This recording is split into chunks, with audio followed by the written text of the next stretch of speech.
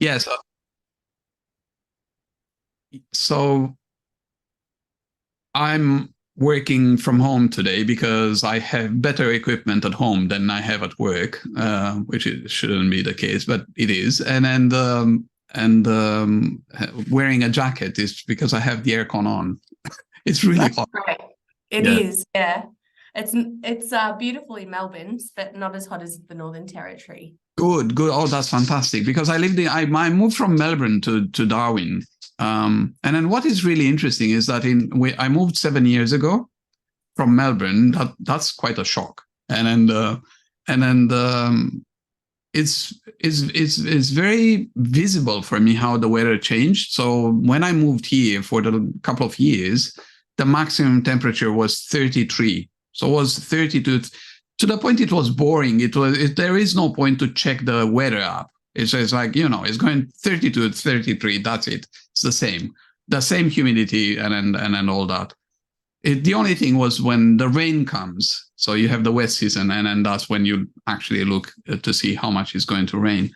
But now we have 36, 37, which is crazy. When you Every day, yeah. And you have humidity of 120%. Now we have around 90, which is bad. So It absolutely is. yes. Well, we've got everyone trickling in, Stefan. We've got 56 people on the call. We might just give it one more minute and then we'll kick off. What do you think?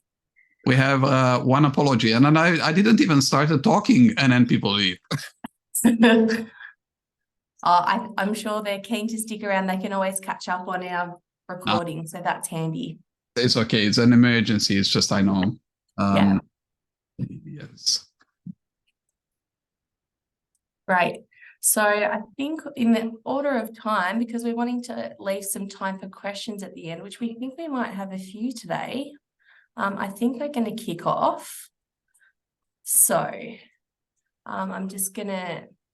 So welcome everyone to the eWorks September webinar. I do want to just start off by acknowledging the traditional owners of the land on which we meet today, which for us at eWorks in Cremorne is the Wurundjeri people of the Kulin Nation. I'd also like to pay my respects to elders past, present and emerging and their cultural heritage, and I recognise their continuing connection to land, waters and culture. For our regular webinar attendees, you'll notice that we're doing things a little bit differently today, and we have a guest speaker. Today's topic is artificial intelligence, and I'm really excited to introduce to you our guest speaker, Dr. Stefan Popenici.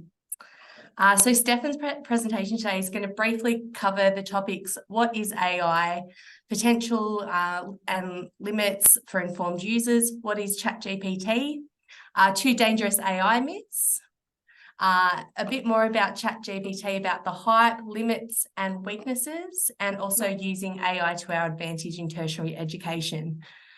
So for those who aren't familiar with Stefan, he is a public speaker and a scholar with over 25 years of experience in teaching, research and leadership in higher education with universities in Europe, North America, Southeast Asia, New Zealand and Australia. And he's currently working as academic lead quality initiatives at Charles Darwin University in the Northern Territory, which is why we started off chatting about the weather. It's a very easy topic.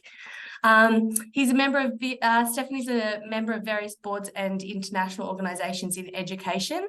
He is the recipient of the prestigious awards and of many prestigious awards and scholarships. For example, the President of Romania has awarded Stefan with the Order of Merit of Education as Knight. His research is focused on the impact of artificial intelligence in teaching and learning, imagination and creativity in education, education futures, and change in teaching and learning in higher education. He has written a book. So his latest book, recently published by Routledge, is titled Artificial Intelligence and Learning Futures: Critical Narratives of Technology and Imagination in Higher Education. So, Stefan, we've got everyone muted today, so I think there shouldn't be any interruptions, but I think I'll throw it over to you and we'll have some time for questions at the end. So please pop your questions in the chat for anyone who has anything that pops into mind, and we'll get to them at the end. Thanks, Stefan. Well, thank you so much, Katie, and thank you so much, first of all, for having me today. I'm really happy to join you in your fantastic events, and then thanks also for this very kind and good presentation. I was almost impressed with myself. So I'm starting. I try to start now my presentation. So I'll just share my screen because. As you heard, my name is Stefan Popenici. I work at Charles Darwin University as academic lead quality initiatives in education strategy. And today I'll roughly talk about artificial intelligence in learning and teaching, a topic that I suspect many people heard a little bit about in recent months. I want to start by paying my respects to traditional owners of the land, and then I should be embarrassed that I'm not doing a proper acknowledgement, but I want to share with you that I'm immensely lucky to live in Larrakia country with Larrakia people, and then just around Darwin is very easy to walk and see evidence and paintings and the signs of continuous culture of 60,000 years of continuous culture. This is extraordinary, and I'm very lucky to have this. So I generally pay my respect to elders, both past and present, leaders, past, present, and emerging. The aims of my presentation today is to talk about what is artificial intelligence, and then I'll stop a bit about talking about what is intelligence, and then why it's important to think about what is intelligence. It's one of the things that that is rarely discussed. I'll talk a bit about the AI hype. I believe is a lot of it these days. I'm going to talk about some dangerous myths surrounding artificial intelligence. I'll talk about what happened this year, and then link to this how artificial intelligence is opening education to new set of risks and then new opportunities. And then later, I want to engage with you in your questions, and if I can, to provide some good answers. I'll do my best. So how it all started? It's in 2015, 2014, 2015. I started investigating artificial intelligence in education, in teaching, learning specifically.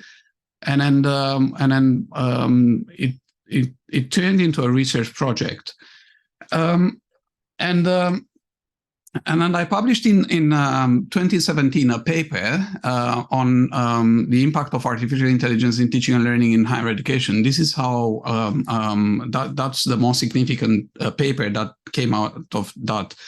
I mentioned this because at that time, and that's significant, at that time, universally, the peer review came back and said, this is not a topic that is relevant for universities and tertiary education. And then it was rejected. And then after that, it came back. So in the end, they're kind to publish it. And then things changed a bit since then, but that was really funny for me and then my co-author at University of Sydney, Sharon Kerr. We said jokingly that we should write a paper about the feedback we received at that time on this topic. So in this paper, I define very, very boringly what is artificial intelligence, and then these basically computing systems that are doing what we usually do in our life, and then learning, synthesizing, self-correction, processing tasks. And this is a general definition. It's not accepted. It's just if you read reports published this year, it's one published by in the United States by the government, is an extensive report. And then they put together over 70 definitions of artificial intelligence. So basically, it looks like human, but it's not. And then we'll go back to that. So I couldn't, when I was thinking about what happens this year, I'd never used these kind of pictures in my presentations, but the only thing I can tell you, it was that immediately I remember Apocalypse Now, and then Marlon Brando saying the horror, because it's a lot. It's just, we talk so much about AI. And then you have, the problem is that you have new experts with not even a tweet until late 2022 on the topic, and then now they talk with great confidence about what artificial intelligence is going to give us, and then it's fine. It's not the first time we have hype in higher education, but it's very dangerous because it's a lot of misinformation and a lot of naive thinking. So what I did when for a variety of reasons, I'm always interested in language, and I stop and then I think about the words we're using, and then AI is a very strange label, and then I argue that is a label with toxic and dangerous roots, and then when you think about artificial, it's not a natural choice, isn't it? It's not, well, artificial is not natural. That's the opposition of natural. But when you try to replace it, you realize that it's not leading to anything positive. It's false, it's fake, it's pseudo, it's sham, it's bogus, it's just, it's forged, is not something positive. So it's a very strange choice. And then that's an invitation to think about the label. But when you go to the other part, the intelligence is a very interesting part. It is a very interesting concept, and then it's very important to think about how artificial intelligence is looking at intelligence.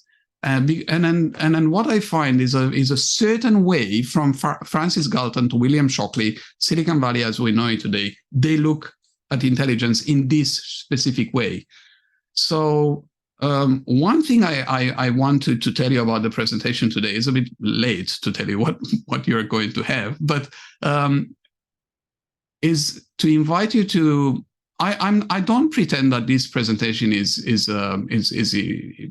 really enjoyable or nice. I invite you to ask yourself, how often do you find papers in education mentioning these issues, and then after that you decide if these issues deserve attention in education at the end of the presentation. So bear with me.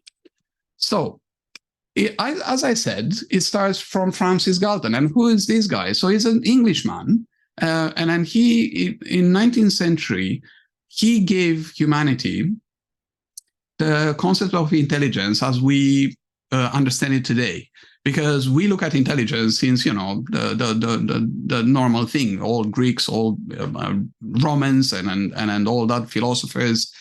The way we look at it today is determined why Francis Galton created. He was obsessed to measure things. He was a thinker. He was a philosopher. He was what we would call today a psychologist. He wasn't at that time. So he was so obsessed to measure things that he came with idea to measure angels and stuff, to measure boredom. He failed with that, but anyway, you get the idea. He understood intelligence as something that can be measured. It's also something that is hierarchical. So that's very important. So you measure it, and then you can put it in different things. And then, as I say, he gave humanity two important things. One is intelligence, as we understand it today. The second is eugenics. If the word sounds familiar, is because Nazis use it to organize the Holocaust and the immense unthinkable tragedy in the Second World War. They actually were inspired by Galton. Hitler is quoted saying how inspired he was to read Galton's writings, because Galton said it's not only hierarchical, but is determined by race. So this is eugenics. Is the idea that different races have and different social classes, and then this is very important to understand. And you think, okay, is this 19th century guy interesting? Well, everything that followed is on this vein, is on this route. This is how it was developed. And then Galton's view on intelligence are, so as I said, measurable, hierarchical. It's part of natural inheritance. And then he said, when the practical application he had for measuring intelligence is that you can do proper race hygiene. It sounds absolutely awful because it is absolutely awful. And then it led to extraordinary crimes and abuses and tragedies. I don't have time to talk about this, but I'll tell you where you can find it. He was also talking about Australia. So here is a quote, and then I'll tell you where you find the sources. He said the average intellectual standard of the Negro race is 2 grades below our own, very specific. And then he said in completion that the Australian type is at least 1 grade below the African Negro. You can see why this inspired Nazis and the Holocaust, isn't it? So that's how he viewed intelligence. Again, it's very easy to dismiss this, thinking, yeah, that was 18th century, okay, the Nazis, but then it didn't lead the Nazis straight from Galton. All thinkers, that some of them very important, were following this trail of thought. So, sorry, it's just... So what is important to understand is that intelligence is a cultural, ideological, and moral construct. So it's just intelligence. It's never just intelligence. What you mean by intelligence is very important. So when we hear artificial intelligence, the first question we should have, what kind of intelligence? What do they mean by that? As I said, you find in a paper that I used here 7 different definitions of intelligence. It's a very slippery concept, and it's very easy to manipulate and use it for your purposes. And then is another quote that intelligence can mean anything. There are specialists and centers specialized in looking at artificial intelligence, actually inviting to avoid the use of artificial intelligence at all, because it's so ideologically tainted. But when I say that this is really important, and then I'll not talk about how this translates to later moments, but the creator of Silicon Valley is William Shockley. And then he brought silicon to Silicon Valley. He actually created Silicon Valley, and he is called the father of Silicon Valley, the winner of Nobel Prize in Physics in '56. He was also a known racist, white supremacist. He was passionate about eugenics, and then he ran for the U.S. Congress with a platform calling for to sterilize genetically disadvantaged and the blacks. And then this is the guy who created Silicon Valley. Now, you'd be surprised that the view on eugenics and this kind of ideological positions are still very common in Silicon Valley. Just look at Peter Thiel, and then when you look at the history of Silicon Valley and then how they looked at intelligence and then the world, you'll not be so surprised when you hear some really odd stuff about Elon Musk and other characters planning to fight in I don't know what square.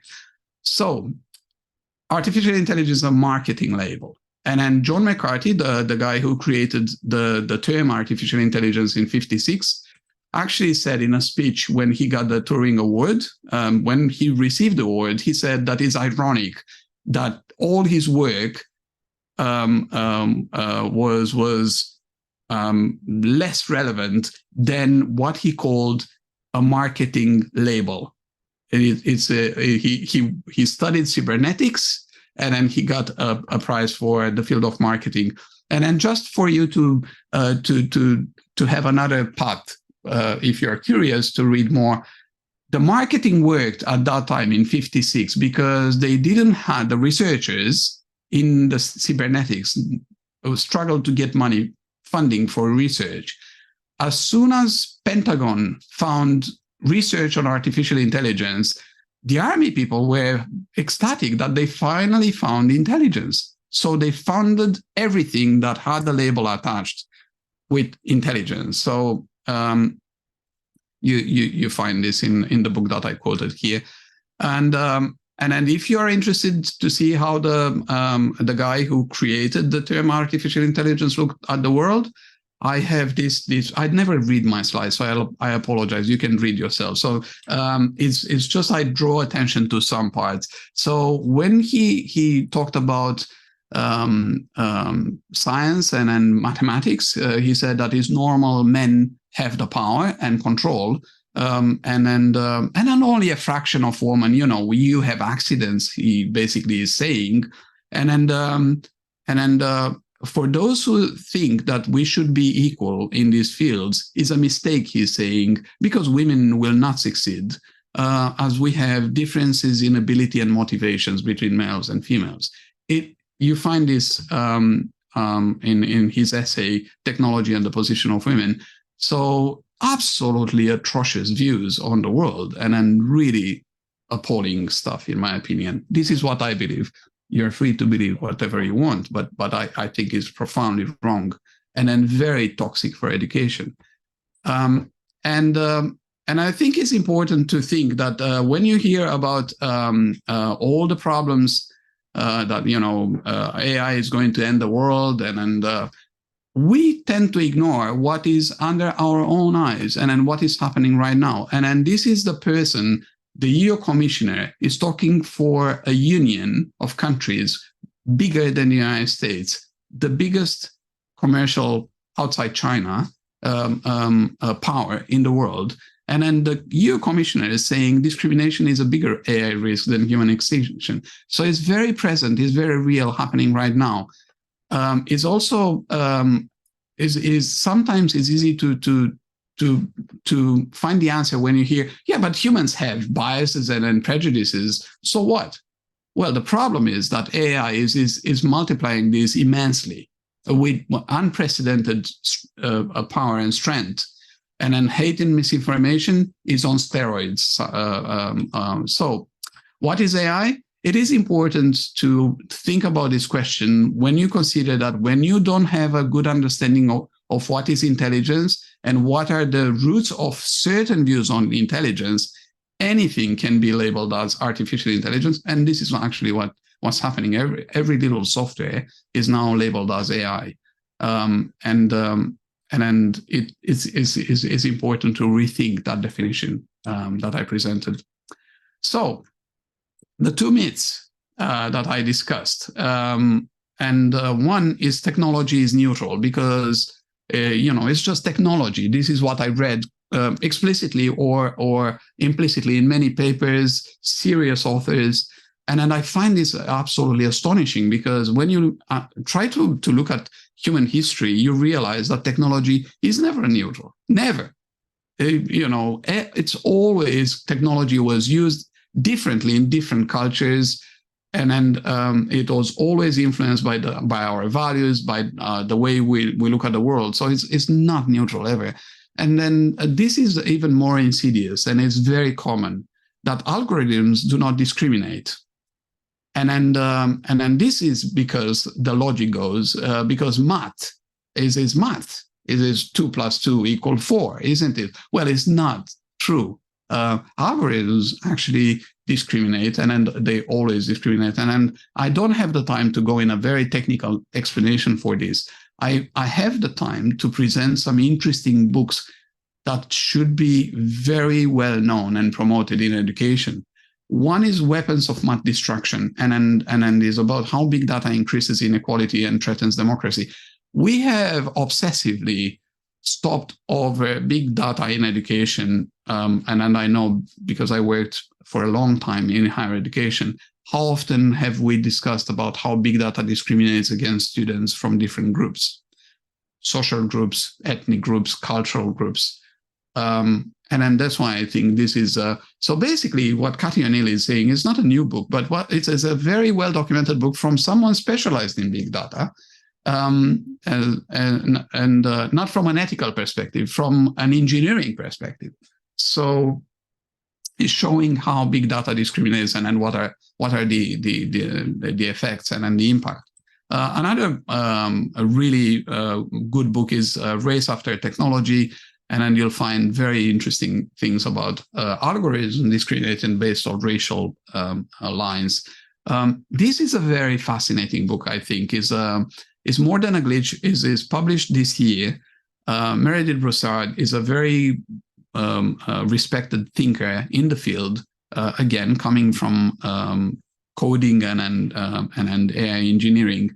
And then what the book is saying, the whole idea is that AI discriminates, algorithms discriminate. She explains how, why, and then she's demonstrating in this book that that all this discrimination based on race, gender, social class is not a glitch of the software. It's by design. This is how they are designed, and then reasons may be in the problematic roots of Silicon Valley. This is my hypothesis. Automating inequality, how high-tech tools profile, police, and punish the poor. And then this is what I had a presentation with directors of ATO in Australia, and then I discussed about because I was invited to speak on how this was the invitation. How can we replace people with artificial intelligence? And my reply was, I can come to talk why it's a bad idea to replace people with artificial intelligence, and then one of the things I discussed then was algorithmic decision making is very dangerous, and I present in my book some really good examples all over the world, the same kind of outcomes. You may be familiar with Robodebt. What you hear in the public space, it was an example of ineptitude, an example of. Have you ever heard it's an example of algorithmic decision-making that's criminally unfair? And then people lost their lives because not only they had their life destroyed, people actually died because of it. So, but I never heard, maybe I missed this, on the news when they talk about the Royal Commission and all that, that is about algorithms discriminating against the poor. And by the way, it's not only against the poor, it's against women. It happened recently in the United States. A hospital was using algorithm decision-making to decide who needs care. Is against disadvantaged, is against rural or urban. Any one of us can be in the situation to be discriminated against by this, because we don't have only ups in our lives, we all have our downs. And then at that point, it is very possible to be at the wrong end of this thing. Anyway, another one is Algorithms of Oppression. This is my book where you'll find all references, because it's impossible to give you in one slide all the references I use. But here you can find references for the whole thing. And as I promised, I'll talk very briefly about what is ChatGPT. And then OpenAI, it's important to understand that OpenAI has created ChatGPT, and then it's important as well to look at what OpenAI is. And then they came to the world in 2018, and then their aim was to benefit humanity as a whole, unconstrained by the need to generate financial return. That's very generous, and isn't it? Warms your heart. Our primary fiduciary duty is to humanity, said the co-founder, Greg Bachman. Not money, but humanity. Well, in 2023, OpenAI, according to another co-founder that I personally intensely dislike, is a maximum profit, closed source company effectively controlled by Microsoft. That's what one of them is saying. For someone not interested in financial constraints and the need to generate financial return, they got in 1 month in January, $10 billion. That's quite good for someone not interested in money, I think. And as a fact, if you look at what is happening now, it's a black box. So you don't know how their models work. Experts do not have access to their models, to our algorithm models, to see how they reach certain conclusions. It's not very, very clear how they use all data they collect from users, and then from them, and then they have other things. But it's definitely profit-oriented and is a corporate giant. Sam Altman, the CEO of OpenAI, said AI will probably most likely lead to the end of the world, but in the meantime, there'll be great companies. So if you replace these great companies with profitable companies with a lot of money for us, you understand one very important thing that is universally missed almost in education. These things are not created for education to make our life better, students happier, or whatever. It's not even considered. It's to make great companies. That's why we have it. So it's very important to be aware of that when you think about the uses and opportunities and risks. And then why do we have all this hype? I've selected just one example, that Mark Zuckerberg, another interesting character, has got 39 billion richer since AI came. And 39 billion more money. That's a lot of reasons to pay marketing and all that to say that AI is everything we need, I think. Chronicle of Higher Education sometimes they pay the price of hype, and you read lots of nonsense there. But they also signal that that since ChatGPT, over-the-top sales pitches came, and then most of the time I find that they work. And then in education, we do not question how valid these things are. And I'll give you an example, a practical example later on. So it is happening. What I find interesting and important for us, because it's a real challenge for education for a variety of reasons that I do not have time to cover today. And I don't think I had the time and a possibility to cover it in my 100,000 words book, because it's so complex. But AI is going to change dramatically our life, and it is changing dramatically our life. And then this is not happening since, by the way, it's not happening since ChatGPT and when people became aware that this thing exists. It's happening way before that, when AI tools were used by banks, insurance companies, and all that. Goldman Sachs said that according to their study, artificial intelligence is going to replace jobs, and then they estimate that globally 300 million full-time jobs will be replaced by automation. So 300 million people will lose their jobs because of AI. Is a study that was published at the beginning of this year, and then they look. Also, so it's good universities in the United States, good researchers. They have good history and in-depth understanding of the field, and then they look at what jobs are going to. This is what was interesting for me. So when in their research, what jobs do they identify that are going to be changed? I selected for you a couple. So the 20 most exposed professions. I highlighted one common thing that you may notice is just most of them are teachers. The most exposed professions, as the world is organized today, is teachers. So this is already happening. Some universities, it's a university in the United States, a good university in the United States. It's not one of the small, obscure universities. It's not the University of Virginia. It's a big university. Can't remember, but I read recently recently they announced that they're going to get rid of all language courses, all of them, because they have ChatGPT. That's extraordinary. So anyway, you can see that education is going to be massively impacted by this. Not only our students, but teachers as well. And here is something that I find extraordinary, is the glassy-eyed enthusiasm of many people in education, happy to continue the marketing and propaganda of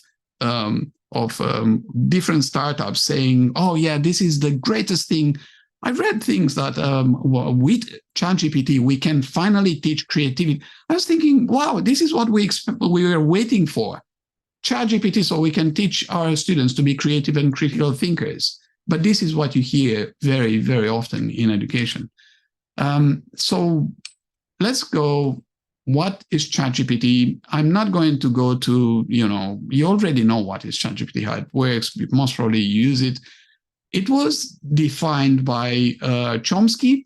If sounds familiar, is the American thinker who is an expert in language and then cognitive science. So he knows what he's talking about. He said in a New York Times article with another professor specialized in technology and cognitive science, they define it as a plagiarism machine.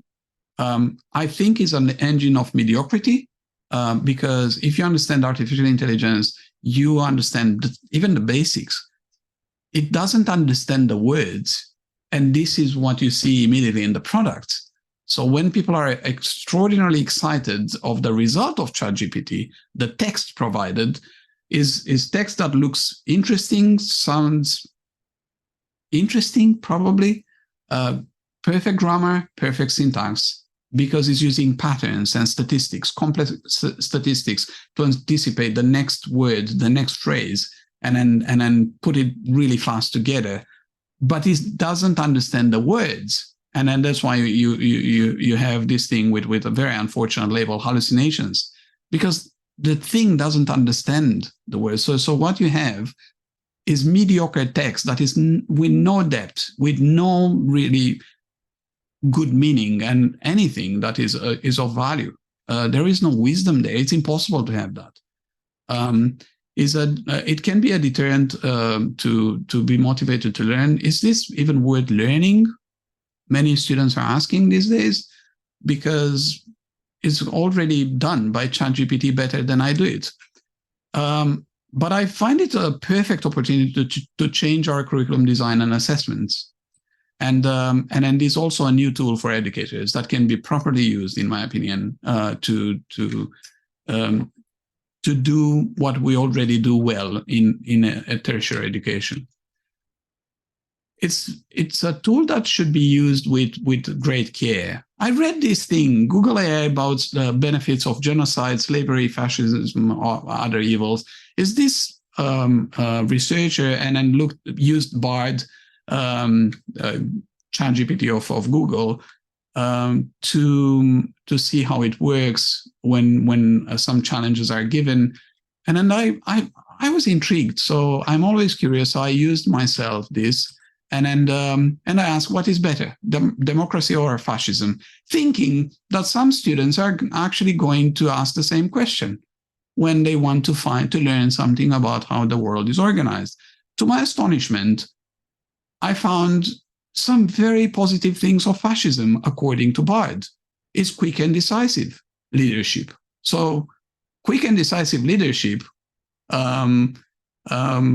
strong and decisive leadership, you have MBA promising you that they're going to give you this. So it's absolutely worthwhile considering this form. This is very dangerous for our societies, because my dream is to live in a civil society, a society that remains civil and open and democratic. But when you educate kids and then you leave these tools unchallenged and you present them as the next great thing, use it and then you'll be creative, this is what can be the source of knowledge. So it is very important to keep our educators, not replace them. This is what I strongly believe with ChatGPT and other generative AI tools. I promise that I'll tell you how we buy the hype in education, and then I'm always surprised how we don't challenge what is given to us as a product that is very expensive, and then we buy with unquestioning, just listening sales pitches and then the promise. So you have the great panic of ChatGPT is this thing that is used to plagiarize only by students, because teachers never plagiarize, of course. And then so we have to catch students. And then this was a new market. And then you have these companies rushing to sell tools to detect AI written text. So the whole discussion on academic integrity shifted to these tools. And then that's really interesting. So in May 20 this year, at the middle of May, the Chronicle of Higher Education published an article, and then is this student, and then he was saying that we in education have no idea how they actually use ChatGPT. And it's very interesting to read that, because he's saying, well, first of all, I don't use only ChatGPT, I use different AI generators. Second of all, I tinker on the text with basic to none intervention, but enough to change the text. So is having his own touch. And then he's saying in May 2023, since then, I can tell you that many universities spent millions of dollars buying AI detectors. And he said no professor of software could ever pick it as a plagiarism. And then this is what he's saying. But he's saying something else. I always listen to what students have to say, because I still remember how it was for me to be a student. And then he's saying only massive structural change will be needed, is what is required. So our institutions of tertiary education are going to keep training students to think critically. It's very interesting what he's saying there, because we have what is implied here, that we can continue to do what we are doing and pretend that we educate them. We can do that. And then, unfortunately, this is happening in many situations, but that's not going to give them critical thinking or genuine knowledge or what is expected from institutions of tertiary education. As it turned out, these tools to spot AI-generated text have massive bias. Remember the discussion about racism, discrimination? Well, in this case, research showed at the very beginning, this is April, so it's the beginning of the year still. And the research showed that non-English speakers are picked up unfairly by this. So they don't use AI, generative AI, such as ChatGPT or Bard, but they are picked up as plagiarizing and using this entirely.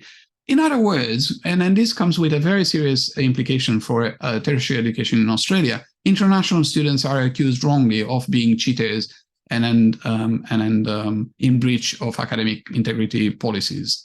That's very significant. And then since then, all research done in this field confirmed this paper. That is I was interviewed this, and then this is what I said at that time. And then this is on June 2023, when ABC called me, and then I said that is not. If you understand artificial intelligence, you understand why this is not realistic at all. To look at the old kind of plagiarism detection and then applying it to generative AI is not going to work. And then not everybody was happy because that was published, is ABC News. But what I found extraordinary when the article was published is what is happening in reality. So this student, originally from China, didn't use AI, was accused of using AI. And then after that, she used AI, ChatGPT in this case, to change her essay so it's not going to be picked up as AI generated. The lecturer said, but now is almost incomprehensible, but it's better than being accused of being a thief. Because this is what's happening. It's just imagine yourself going to Woolworths or Coles or whatever, and then suddenly you're surrounded and then by people saying, you stole my wallet. you try to defend yourself as saying that's insane. I wasn't doing anything. It's just no.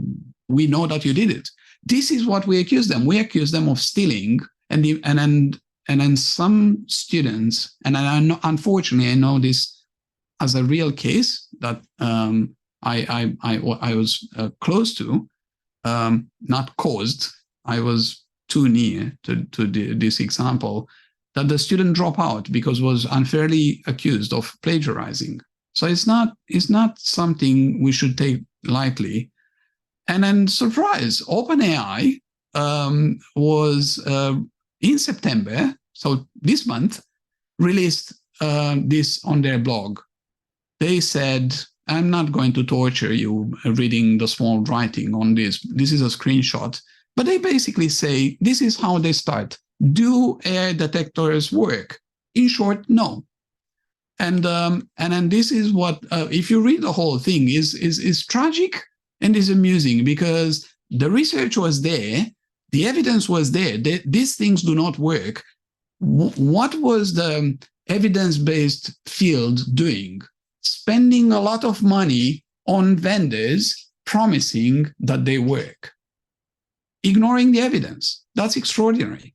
So they say that they have Shakespeare or Declaration of Independence labeled as AI generated. I really think the founding fathers of the United States were not using ChatGPT to write that thing. So it's the point of being ridiculous. But they say that they explain some stuff that I try to explain since the hype started. ChatGPT has no knowledge of the generated text. This thing doesn't understand the meaning of words. This is not how it's working. So these responses are random and have no basis in fact. This is the company creating the whole hype on generative AI. So it is important to rethink how we look at AI in education. I read, and then this is one important thing for me that I find increasingly more interesting sources of information in some good journals, such as The Atlantic, than I find in what you find usually in academic discourse about learning and teaching. This is you know Margaret Atwood is a famous author of that was quite popular and then created some films that are distributed in Australia as well. Margaret Atwood found that her books were used by ChatGPT to train their models. Well, of course they use this with no permission, asked no concern for intellectual property or anything. So basically, they stole the text to use it for their own purpose. I think this is the definition of breach of academic integrity, if I'm not wrong. So that's what ChatGPT was doing. But what I found extraordinary is that when Margaret Atwood addressed this, she's saying that to add insult to injury, she found that ChatGPT was using pirated copies of her books. And she's saying, really, how cheap is that? They couldn't even buy her books to use it illegally, so she can have a coffee out of that. So it's not only that they used an in breach of intellectual property laws, but they use pirated copies. That's extraordinary. And then why is this really important? Because I read a concerning number of guidebooks and guidelines and materials how to use ChatGPT in classroom. But at the same time, and then this is what is said in these guidelines, that we have to use ChatGPT intensely in our teaching and learning, and then so on and so forth. But we are in a very fragmented logic here. If we tell our students it's wrong to steal text without attribution and proper citation and all that, and then disregard intellectual property, but use ChatGPT because it's going to make you creative and smart, That's extraordinary. It's just, it doesn't make any sense. It's either we don't have people prepared good enough to think about these things, or we think our students are complete idiots and they don't see these things that we all see. By the way, this is public.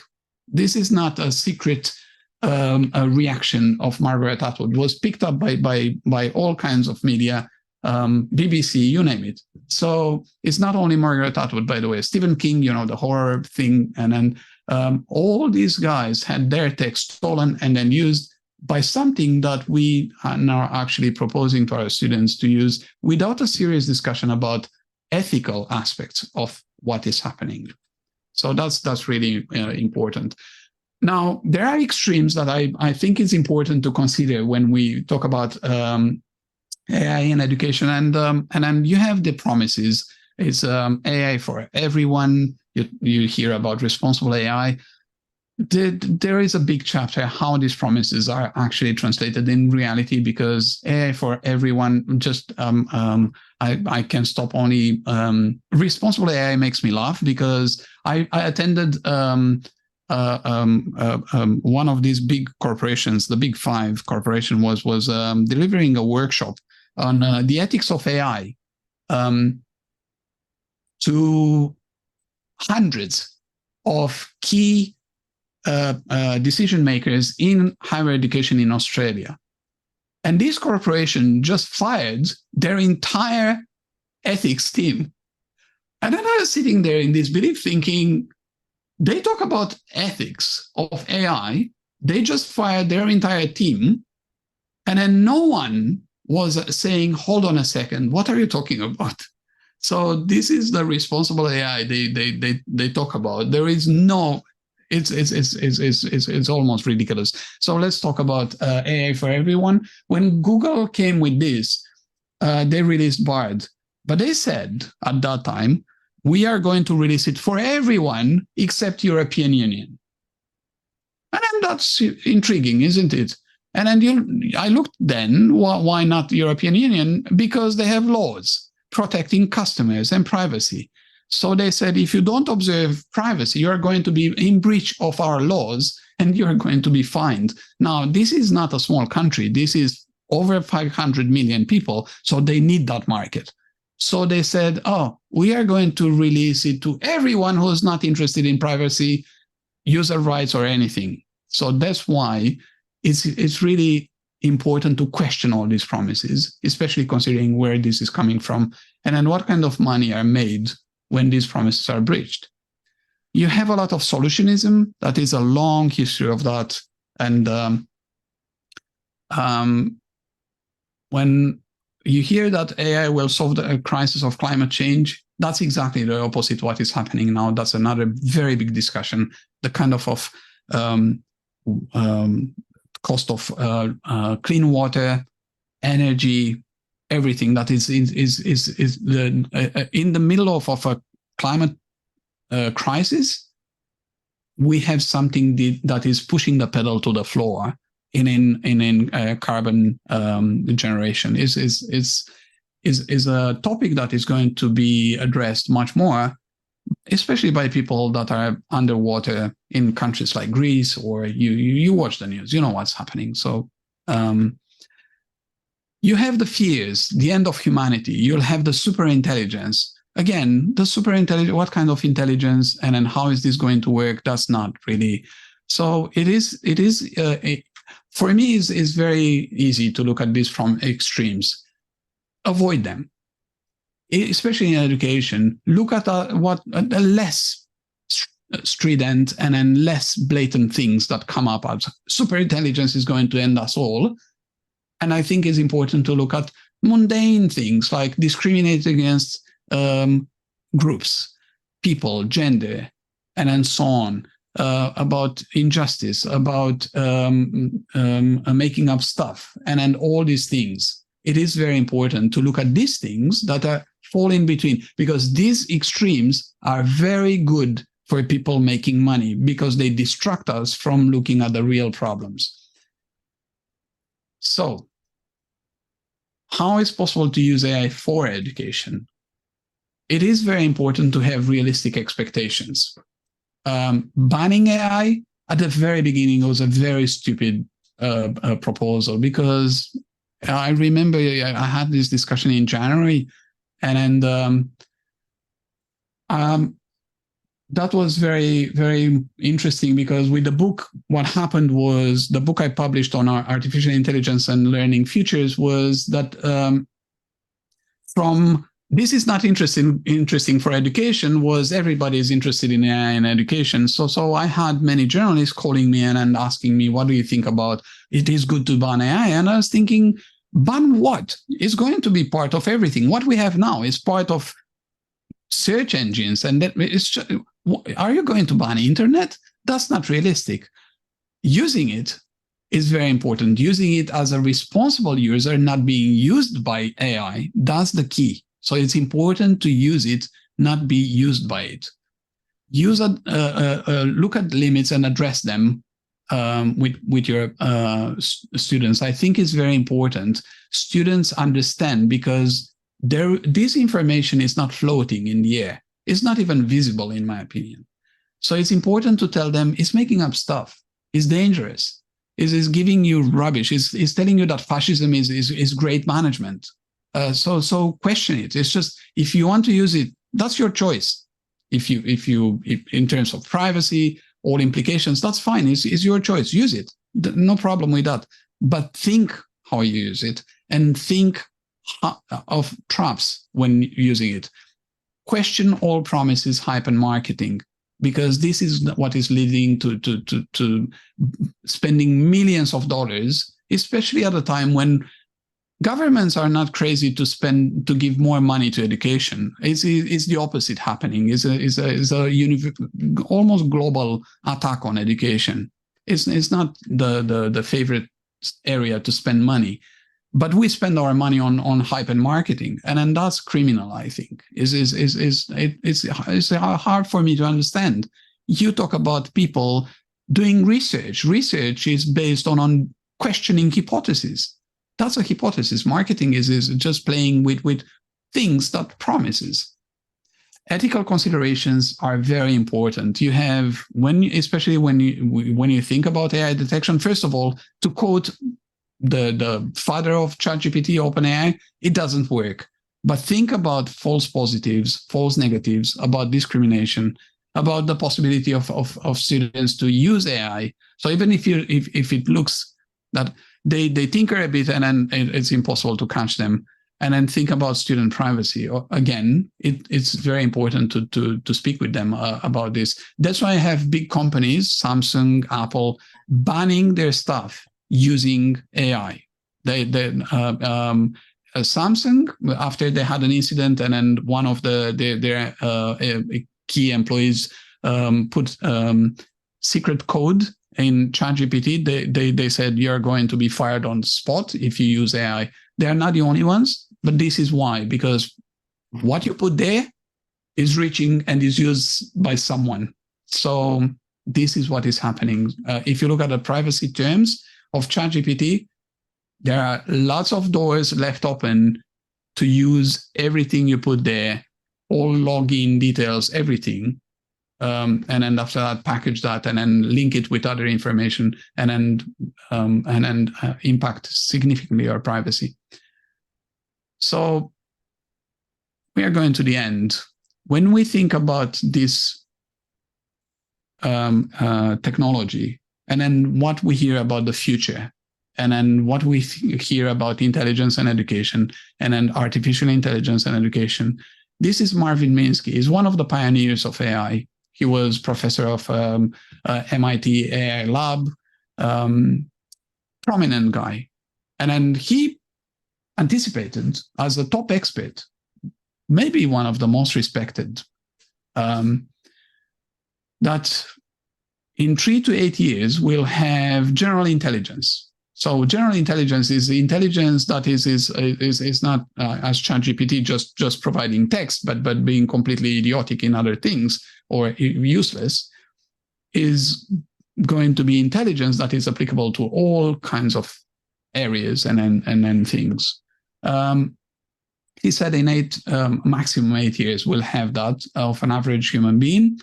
And then after that, in few months, we'll have genius level. And then after that, impossible to see the borders of what we'll have. This promise was made in 1970. We're in 2023. We still wait on that promise. And I think we are going to wait for at least as much time until we get even slightly close to AI generators that are better than mediocre text with a lot of nonsense in it. But another pioneer, Joseph Weisbaum, and then he wrote a fantastic book. I don't know if you've heard about Eliza.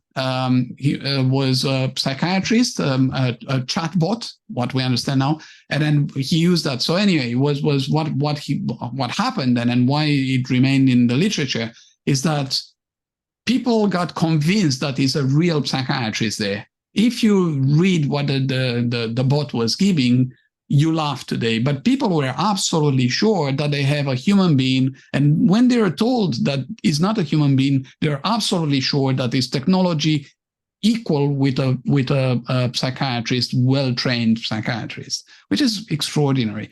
But he's saying something important, that and then this is a quote, that's why I use the Z, that's exactly how the quote looks from the book.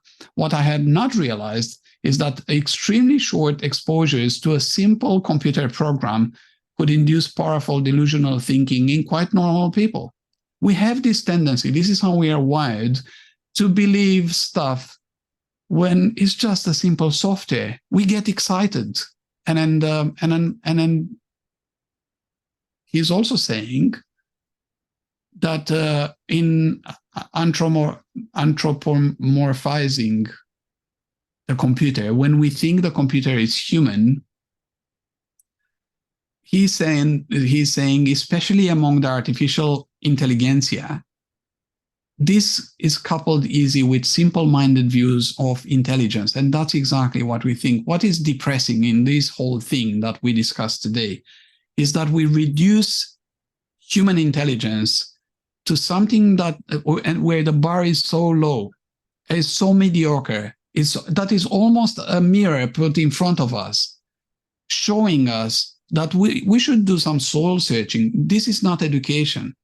Mediocre text saying basically nothing is where we went. Is not that's human intelligence. Read good literature. You are not going to find that in ChatGPT. Anything equal, not even close to that. So this is the book where you find this. Is not quoted in my book, so it's a Computer Power and Human Reason, and then is very technical, but it's also a brilliant book. So integrating AI in learning and assessment design, I think it's important to think that another popular solution, the return to traditional exams, does not equal good assessment. Because one thing that we tend to forget is that this was never good assessment. So it is presented as we have to go back to the good old times. We did not have the good old times. That's why we tried to replace it, because it was not working. So that's not the solution. Personal, meaningful, relevant assignments that are able to cultivate deep thinking and relevant challenges are where we should go. And then we have to focus on assessments for higher learning, authentic assessment, contextualized scenarios, deep meanings, and then ways to see the creativity and genuine thinking about the task that is relevant for the student. This is where we have to go, but that is easy to say, is hard to be done. It is very important to help students know about the limits of AI and then look at hallucinations, errors, as I said, mediocre text, and then all these things, and then make them aware that it's not really a perfect tool. Talk in class about ethical implications of AI, including academic integrity, but don't stop there. It is very important to consider academic integrity and deal with them openly about, yeah, this is a tool that by the way, was created by poorly, awfully exploited people in Africa to label, because this is another myth about AI that I'm not addressing that is just technology. It's never just technology. Behind this technology, you have literally armies of exploited people, that some of them really badly affected by what happened to them because they had to deal with traumatic content on internet, paid close to nothing to label data for AI so it can work. And then from here, all data that they used was stolen. It is important to deal with these things, because sooner or later, students are going to be aware of that. And then the logic is simple. What would you do if you think that, I'm going to this grocery store, he's constantly stealing from me? Stealing, not overpriced, but literally stealing. Aren't you tempted to find a different store or steal back? And this is what's happening to students. It's a surprise. They're human beings. So that's why when we avoid these things, somehow, explicitly or not, consciously or unconsciously, students are going to try to cheat the system, because the system is cheating them. So it is important to talk about this and then find together solutions. It is important to ask about AI conductors, but not necessarily like prompt engineers, how to use artificial intelligence to become even more human and then more informed and smarter, not being used, as I said, by AI, but to use it for their own benefit. And you do this by cultivating thinking skills and genuine critical thinking. And this means questioning every result. It's not popular. I want to in the end, and I promise I'll finish in just very few minutes. I lived, unfortunately, for a long time under a communist dictatorship that was absolutely horrendous and extreme. The most common word in those years, and I intensely hated that political way of the dictatorship, basically. So that's why I believe so passionately in democracy. But the most common word under dictatorship was democracy. And it's left me with this conviction that just saying the words critical thinking doesn't mean that you're going to have critical thinking. It comes with the unpleasant part of looking at uncomfortable facts and then having people saying, no, I don't think this works. And maybe they're wrong, maybe they're right, but they have a very important function of challenging the status quo and saying, we have to look from a different perspective. This is critical thinking. So it is important to question everything. And then you can use AI to educate students how to properly acknowledge sources. And why is it important? Because that's a perfect example. And then you can work with students to address the limits of AI in the way that I found this article and was not picked up much, was presented by New York Times. That's very visible, but it's about how Finland is teaching their young generations to spot misinformation. This is a massive challenge these days, especially with AI, deep fakes and all that, and then massive campaigns of manipulation that are very easy to be done with AI. We have a big challenge here. How is Finland doing this?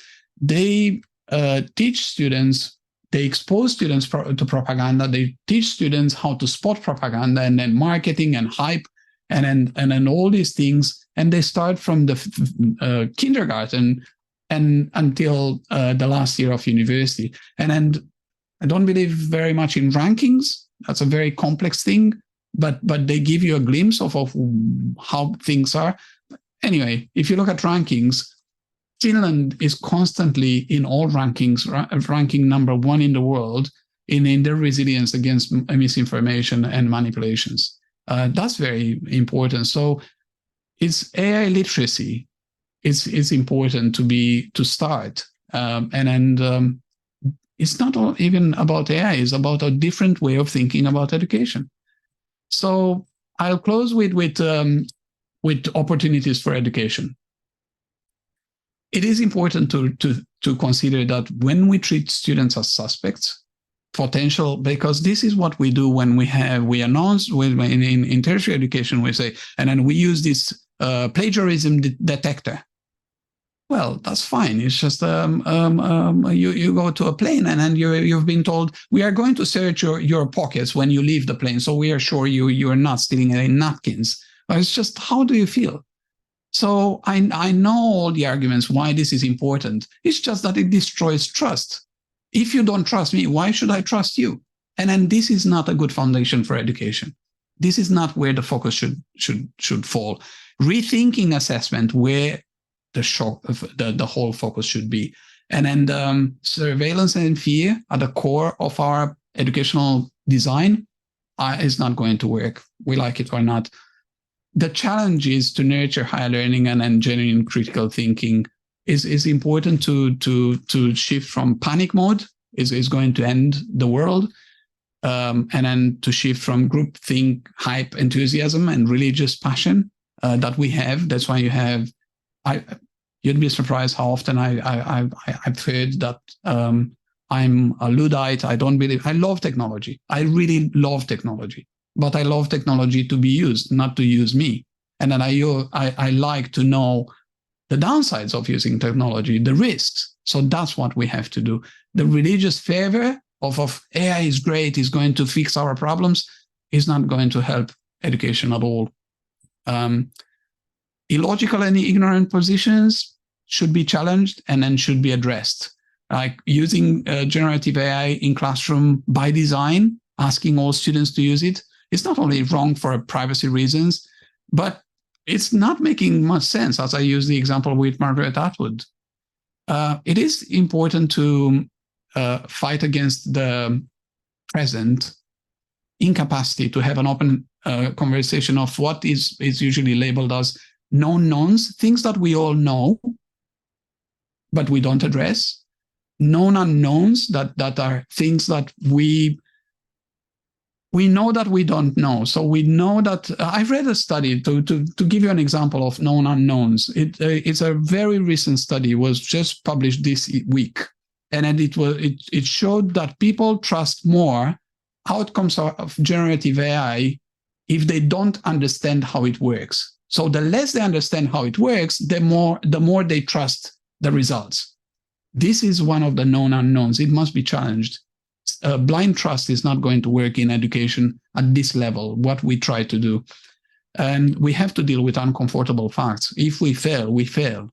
Neoliberal managerialism is another big thing that I cover, because the push to limit education to a commodity that is being sold and then purchased is destructive. But the moment of the World Trade Organization, actually in 1999 in Seattle, declared officially that educational services are a commodity. So it is in the current commercial treaties. And then this is why we have the set of these very unfortunate policies that destroy education. We have to deal with that, because with the impact of AI and then what it is coming, the next steps, this is going to destroy. This is going to leave us with the illusion that we are doing education. But I've read a thing about India, and they have a huge, unthinkable number of providers of tertiary education. But most of these people, their students do not get jobs because they cannot pass basic questions in an interview. And those who get jobs, that's why you see on the news, many of these guys build bridges that fall with people at the first use. We don't want bridges that are going to fall because we have engineers that we tick the boxes and then said, yeah, they're good. And they have no idea what they know because they use ChatGPT or whatever. So that's very important. We have to be realistic about what we have. That's important. Address the imperative to rethink education, the way we do it. is not going to fall to fly for a long time, and then this is going to be then if you look at the future, and then the opportunity is to change now and then pretend that all is going well and nice with small tinkering. I'm going to use this there and then this AI detector there. Is not going to solve the big problem, the structural problem that we have in our hands. So it is very important.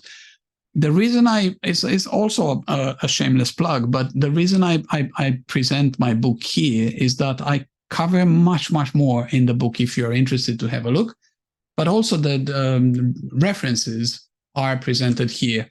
If you have more questions, more than what I have time left, and I apologize to Katie, and then I ask for forgiveness for going over time, but it's a very complex thing. And then I think one of the main problems is that we became wired to simple explanations and then simple solutions. They just don't work.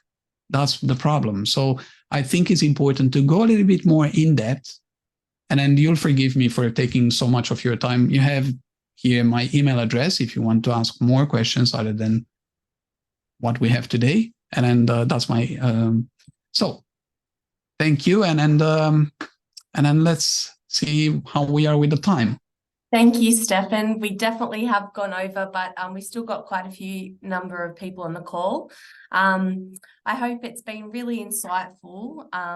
You've obviously shared quite a lot of information and extensive examples and recommendations for us. So that's been fantastic. And thank you to everyone for sharing your time today. We really hope that you found today's webinar interesting. Our next webinar is on the 12th of October with the topic of learning design. And I'll pop in the chat our post-webinar survey. So if you can take the time to fill that in, that would be great. I'm happy to stick around for a couple of questions if people are still wanting to ask anything. So let me just check if there's anything in here. I think there's quite a lot of thank yous, which is lovely. For those who survive, I just apologize to all that I went over time. That's okay. No problem. Well, look, I think we'll wrap it up there, Stefan, but thank you so much. And I hope everyone has a lovely afternoon. If you can please take the time to fill in that survey, that'd be greatly appreciated. All right. Well, thank you very much. We'll see you soon. Wonderful to see you all. Thanks, Stefan. Bye. Bye.